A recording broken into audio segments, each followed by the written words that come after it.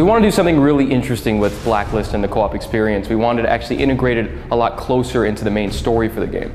So you'll see 4 different types of missions throughout the game, 14 unique maps. They're given by the different characters that are on the plane, part of Sam's team, 4th Echelon, and each character kind of adds a different kind of flavor to a mission. Found a lead that points to a hacktivist collective in Estonia.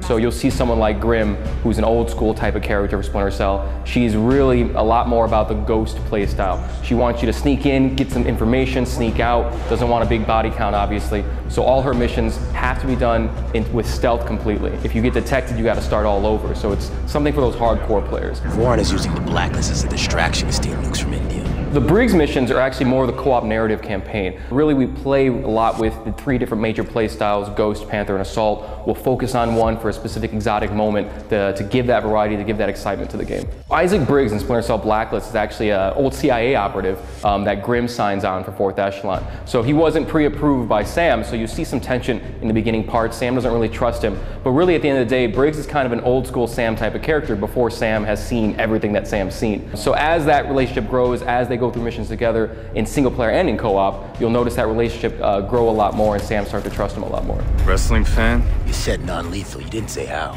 Quieter the better. We want to make sure both players were needed for the missions. And really to do that, we made sure it wasn't linear of experience. There wasn't one skinny hallway you had to go down and that was it. There's so many different options. So it's up to the player if they want to hang back, if they want to split up, if they want to stick together and watch each other's backs.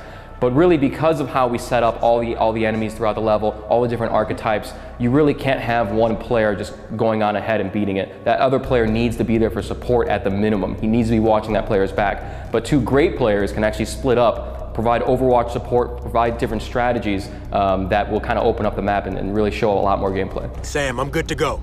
There's a leadership team here in Toronto, but Shanghai is actually creating our maps. And what's great about them is they've not only do they have a lot of passion into creating these maps, but they've actually worked in a lot of Splinter Cell games in the past. Overall, we really wanted to go big. We wanted to give a ton of content with Splinter Cell Blacklist, and we're really excited just the amount of different locations, the amount of how you can really feel that 4th Echelon is kind of a global kind of organization that's always stopping global threats.